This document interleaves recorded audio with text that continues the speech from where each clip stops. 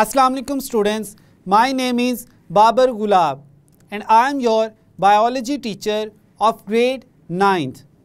Today we will discuss water balance problems. We will discuss water balance related problems in animals and plant cells. To understand this concept, let's move towards the whiteboard. Students, आज के lecture में हम बात करेंगे water balance problem से related. हम इसमें animal cells और प्लांट सेल्स इन दोनों को एक्सप्लेन करेंगे कि जो वाटर बैलेंस है अब ये क्या है। वाटर बैलेंस सेल के अंदर मेंटेन करना एनिमल सेल्स और प्लांट सेल्स इन दोनों की रिक्वायरमेंट्स में से या बेसिक नीड्स में से एक है। अब सेल के अंदर वाटर बैलेंस को मेंटेन किया जाता है, लेकिन अगर ये वाटर बैलेंस मेंटेन ना हो इन्वायरमेंटल कंडीशंस की वजह से, तो सेल जो है उसको डिफरेंट कंडीशंस को फेस करना पड़ता है। उसको हम एक्सप्लेन करते हैं। सबसे पहले स्टार्ट करते हैं एनिमल सेल्स में। एनिमल सेल्स में हमारे पास जो एग्जांपल है जिस सेल को हम एक्सप्लेन करेंगे वो है रेड ब्लड सेल,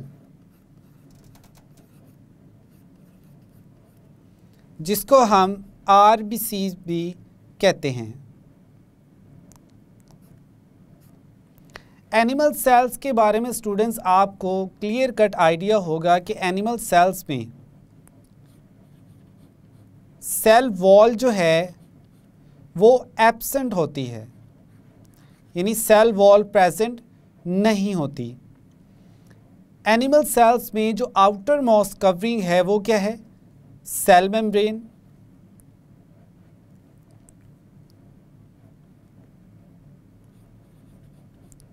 तो हम कहते हैं कि सेल मेम्ब्रेन जो है वो प्रेजेंट होती है।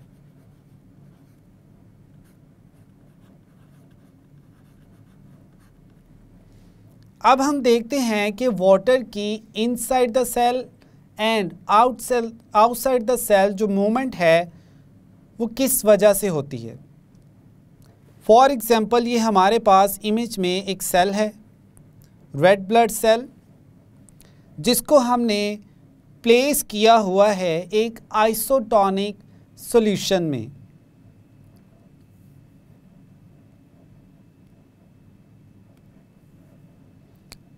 अब ये जो रेड ब्लड सेल है इसका जो इन्वायरमेंट है यानी इसकी सराउंडिंग्स में, इसकी सराउंडिंग में वाटर प्रेजेंट है और सेल के इनसाइड भी वाटर प्रेजेंट है।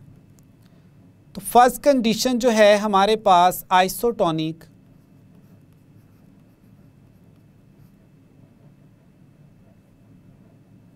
इसमें जितना वाटर सेल के अंदर मूव कर रहा है उतना ही वाटर जो है वो आउटसाइड मूव कर रहा है।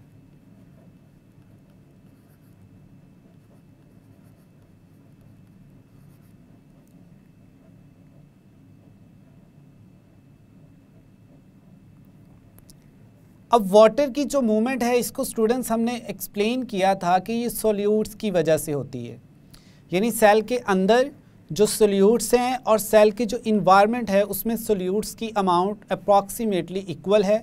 दैट्स वाई जितना वाटर इनसाइड मूव करता है उतना ही तकरीबन जो है वो आउटसाइड मूव करता है और एक बैलेंस मेंटेन है। तो इस तरह के इन्वायरमेंट को हम कहते हैं, ये कंडीशन को हम कहते हैं आइसोटोनिक कंडीशन। अब इसमें जो सेल है वो अपनी नॉर्मल शेप में होता है।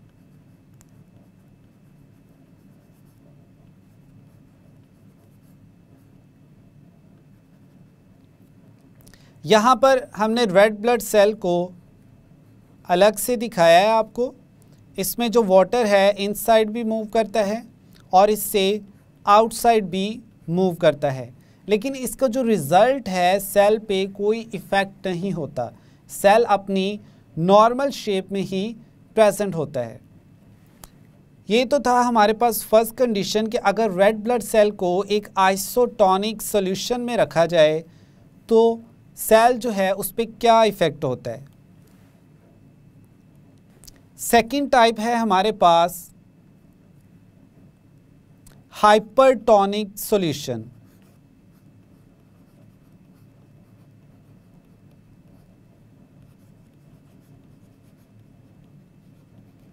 स्टूडेंट्स, हाइपरटोनिक सॉल्यूशन के बारे में हमने कहा था कि एक ऐसा सॉल्यूशन जिसमें सॉल्यूट्स की कंसंट्रेशन जो है वो क्या हो, ज़्यादा हो।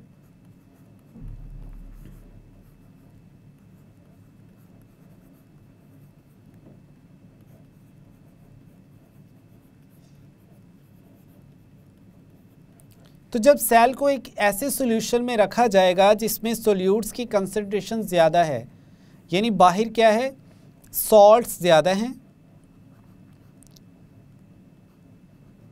और वाटर जो है वो क्या है, कम है, तो सेल के अंदर जो वाटर है वो बाहर की तरफ मूव कर जाता है, यानी जितना वाटर इनसाइड द सेल आ रहा है उससे ज़्यादा जो वाटर है वो सेल से बाहर निकल जाता है और सॉल्टी जो इन्वायरमेंट है या सॉल्यूशन है उसमें मूव कर जाता है सेल की मेम्ब्रेन को क्रॉस करते हुए।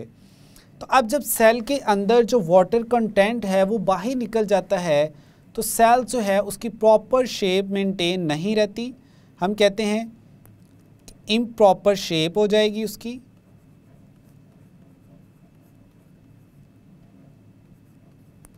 और इस कंडीशन को हम कहते हैं कि जो सेल है उसकी क्या हो जाएगी, श्रिंकेज हो जाती है। इसकी हमारे पास बिल्कुल ऐसे ही एग्जाम्पल है कि अगर एक सेल जो है उससे मिलता जुलता हम एक एग्जाम्पल लेते हैं, जैसे कि हमारे पास है एक बलून है, उसको हमने वाटर से फिल किया हुआ है। जब तक उस वाटर जो है वो बलून में है तो बलून की प्रॉपर एक शेप आपको नज़र आएगी, लेकिन जैसे ही उसमें से वाटर जो है वो रिलीज़ कर दिया जाए तो वो बलून जो है वो श्रिंक कर जाता है। तो सेल की केस में भी बिल्कुल इस तरह की कंडीशन जो है वो क्रिएट होती है। हम कहते हैं सेल श्रिंक कर गया। क्यों? क्योंकि सेल में से जो मोस्टली वाटर था वो आउटसाइड मूव कर गया है, क्योंकि सेल का जो इन्वायरमेंट है वो क्या है, हाइपरटोनिक है, having high solute concentration. Third student, हमारे पास कंडीशन है कि अगर हम एक रेड ब्लड सेल को रखते हैं हाइपोटोनिक इन्वायरमेंट में,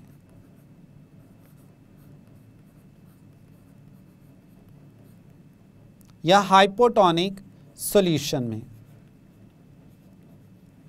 अब हाइपोटोनिक सॉल्यूशन में क्या होगा कि बाहर जो है वो वाटर ज़्यादा है, H2O हम कहते हैं बाहर ज़्यादा है, जबकि सॉल्ट्स क्या हैं, कम हैं।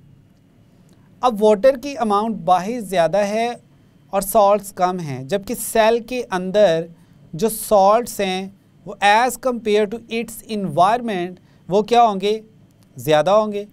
तो अब जो वाटर है वो क्या करेगा, वो सेल के अंदर मूव करेगा। क्यों? क्योंकि सेल के अंदर सॉल्ट्स की कंसंट्रेशन ज़्यादा है। तो सेल में मोस्टली जो वाटर है उसके सराउंडिंग इन्वायरमेंट से मूव करके सेल के अंदर चला जाएगा, जबकि सेल से जो बाहर वाटर रिलीज़ हो रहा है वो as compare to the water जो एंटर हो रहा है उसकी निस्बत कम है। तो अब सेल के अंदर जब ज़्यादा से ज़्यादा पानी आएगा तो सेल क्या होगा, वो स्वेल कर जाता है, और अगर मज़ीद उसके अंदर जो है वाटर फिलअप होता है तो सेल क्या करता है, वो बर्स्ट कर जाता है। लाइक हम देख रहे हैं कि यहाँ पर ज़्यादा से ज़्यादा वाटर जो है वो ऐड हो रहा है सेल के अंदर। तो अब ये जो सेल है वो डिफरेंट साइड से, लाइक ये हमारे पास एग्जांपल है, वो क्या करता है, बर्स्ट कर जाता है, यानी सेल जो है उसकी क्या हो जाएगी, डेथ हो जाएगी अल्टीमेटली। तो हम कहते हैं बर्स्टिंग ऑफ सेल।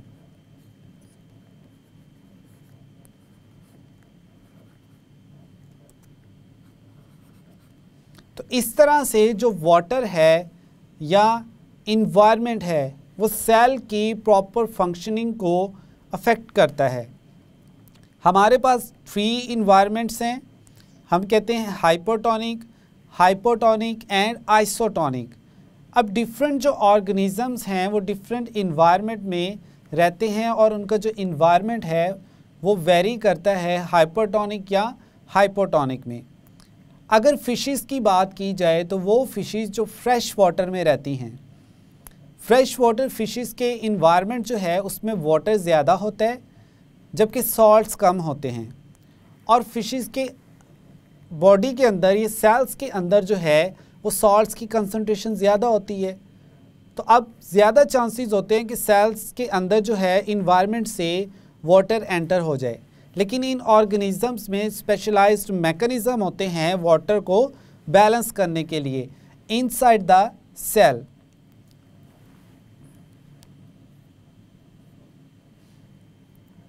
अब यहाँ पर हमारे पास जो हाइपरटोनिक और हाइपोटोनिक है, इनको हम डिफरेंट नेम्स भी दे सकते हैं इन्वायरमेंटल कंडीशंस को अंडरस्टैंड करने के लिए। लाइक हम कहते हैं हाइपरटोनिक इन्वायरमेंट जो है कि जिसमें सॉल्ट्स की कंसंट्रेशन ज़्यादा है, या सॉल्यूशंस ऐसा है कि उसमें सोल्यूट्स ज़्यादा हैं, तो इसमें हम एग्जांपल ले सकते हैं मैरीन वाटर की। ऐसी फिशेस जो मैरीन वाटर में रहती हैं तो उनमें इस कंडीशंस को ओवरकम करने के लिए सर्टेन मैकेनिज़म्स जो हैं वो डेवलप हो चुके हैं। और जो हमारे पास थर्ड टाइप थी जिसको हमने हाइपोटोनिक कहा, इसकी हम एग्जांपल ले सकते हैं फ्रेश वाटर की। यानी जो फ्रेश वाटर है उसमें जो फिशेस रहती हैं उनके इन्वायरमेंट में वाटर की अमाउंट ज़्यादा होती है और सॉल्ट्स की कम, जबकि उनके सेल्स के अंदर सॉल्ट्स की कंसंट्रेशन क्या है, ज़्यादा होती है। तो इन फिशेस में भी डिफरेंट मैकेनिज़म्स होते हैं जिनकी हेल्प से वाटर और सॉल्ट्स को बैलेंस किया जाता है। ओवरऑल जो वाटर और सॉल्ट्स की मेंटेनेंस है with in a tolerable range, इसको हम क्या कहते हैं, ऑस्मो रेगुलेशन।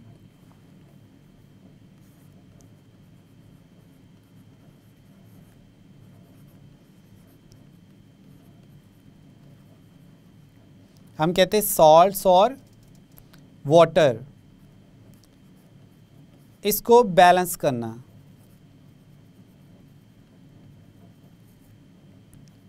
ये प्रोसेस क्या कहलाता है, ऑस्मो रेगुलेशन।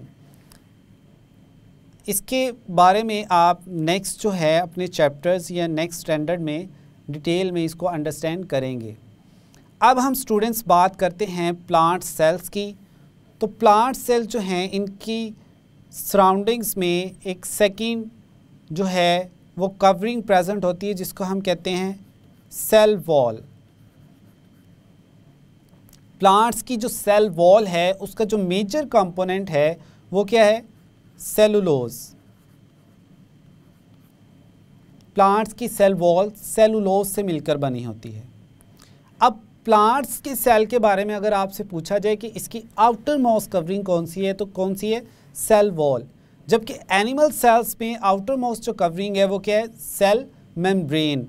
तो ये प्लांट्स और एनिमल सेल में डिफरेंस है। अब यहाँ पर स्टूडेंट्स हम प्लांट सेल को भी देखते हैं और इसमें जो हमारे पास 3 सॉल्यूशंस हैं या इन्वायरमेंट्स हैं उसके अकॉर्डिंग इनको एक्सप्लेन करते हैं। फर्स्ट जो है हमारे पास वो है आइसोटोनिक सॉल्यूशन।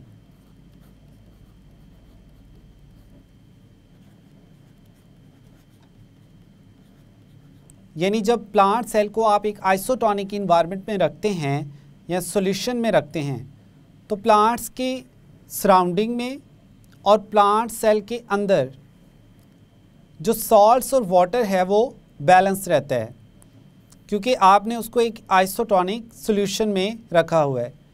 तो सेल शेप जो है वो क्या होगी, नॉर्मल होगी। अब प्लांट्स जो हैं इनमें आइसोटोनिक सॉल्यूशन जो है वो वेरी करता है इसकी शेप की मेंटेनेंस के पॉइंट ऑफ व्यू से। स्टूडेंट्स प्लांट सेल के बारे में आपको पता है कि इसमें एक लार्ज सेंट्रल वैक्यूल होता है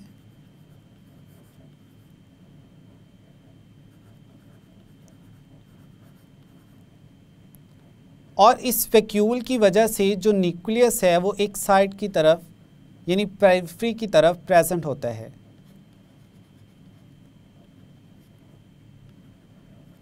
अब प्लांट सेल में जो शेप है वो मेंटेन की जाती है with the help of water.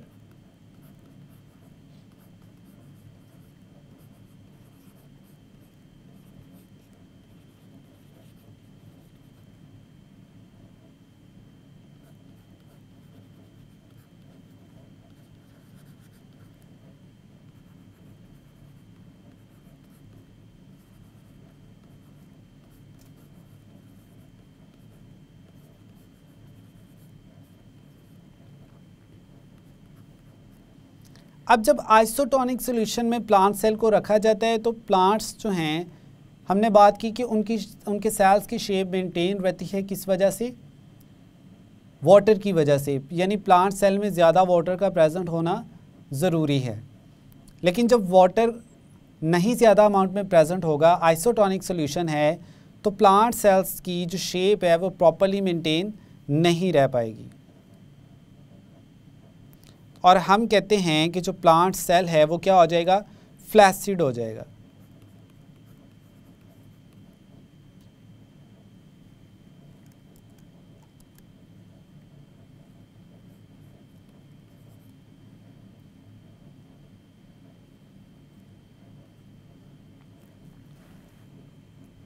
अब हम देखते हैं कि प्लांट सेल्स को वाटर की ज़्यादा अमाउंट क्यों चाहिए होती है।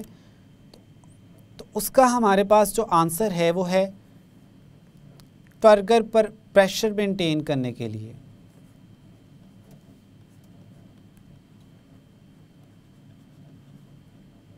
अब ये टर्गर प्रेशर क्या है? जब आप एक प्लांट सेल को हाइपोटोनिक इन्वायरमेंट में रखते हैं या हाइपोटोनिक सॉल्यूशन में रखते हैं, तो चूंकि प्लांट सेल की सराउंडिंग में वाटर ज़्यादा अमाउंट में प्रेजेंट है,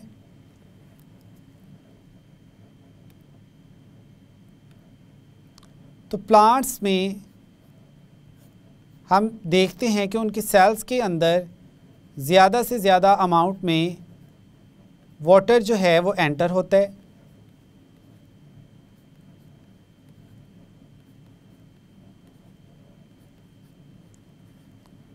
तो जितना ज़्यादा वाटर एंटर होता है, प्लांट सेल जो हैं वो स्वेल कर जाते हैं, लेकिन प्लांट सेल जो हैं उनमें जो बर्स्टिंग है वो नहीं होती। अब इसकी रीज़न क्या है? क्योंकि प्लांट्स के जो सेल्स हैं उनमें एक आउटर मोस्ट कवरिंग होती है जिसको हम कहते हैं सेल वॉल। सेल वॉल जो है वो एक रिजिड स्ट्रक्चर है।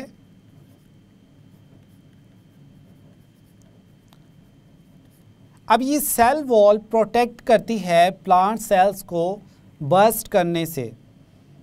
जैसे ही ज़्यादा से ज़्यादा वाटर जो है प्लांट्स के सेल्स में एंटर होता है तो अंदर एक प्रेशर क्रिएट होता है, जिसकी वजह से जो प्लांट्स हैं उनमें टर्जिडिटी मेंटेन की जाती है।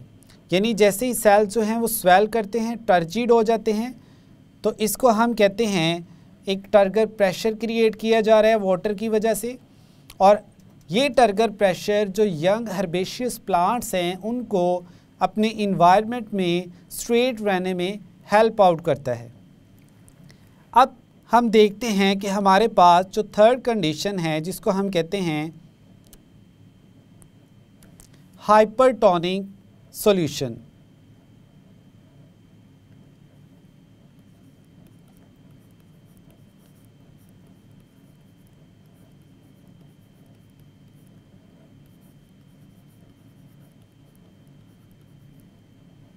अब हाइपरटोनिक सॉल्यूशन के केस में क्या होता है कि वाटर का जो इन्वायरमेंट है, लाइक यहाँ पे अगर हम कहें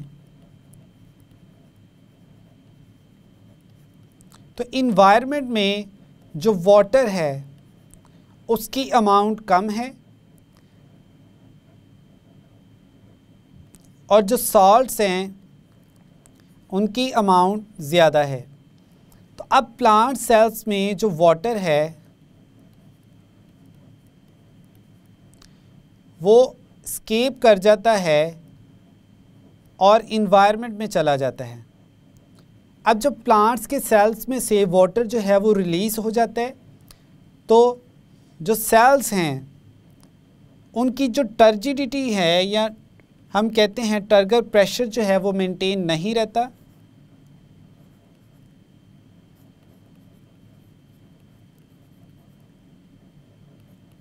अब जब टर्गर प्रेशर नहीं मेंटेन रहेगा तो प्लांट्स की जो सेल्स हैं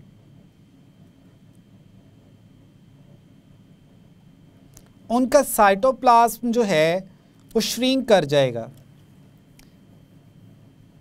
अब ये जो साइटोप्लाज्म है इसकी क्या होगी, श्रिंकेज। हम कहते हैं shrinkage of cytoplasm. Plant cells में जो साइटोप्लाज्म है उसकी श्रिंकेज होती है। ओवरऑल जो सेल की शेप है उसमें आपको श्रिंकेज देखने को नहीं मिलती। क्यों? क्योंकि प्लांट सेल्स की जो शेप है वो मेंटेन की हुई है एक हार्ड रिजिड स्ट्रक्चर ने, जिसको हम कह रहे हैं क्या, सेल वॉल। अब जो साइटोप्लाज्म है इसकी जब श्रिंकेज हो जाती है तो इस फिनोमिना को हम कहते हैं प्लाज्मोलाइसिस।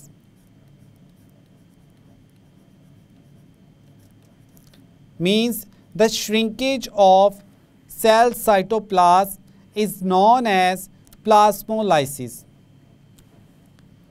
तो यहाँ तक स्टूडेंट्स था हमारा आज का टॉपिक, जिसमें हमने water balance in plant cells and animal cells इन दोनों को एक्सप्लेन किया। स्टूडेंट्स, आज के लेक्चर में हमने एक्सप्लेन किया वाटर बैलेंस प्रॉब्लम्स को।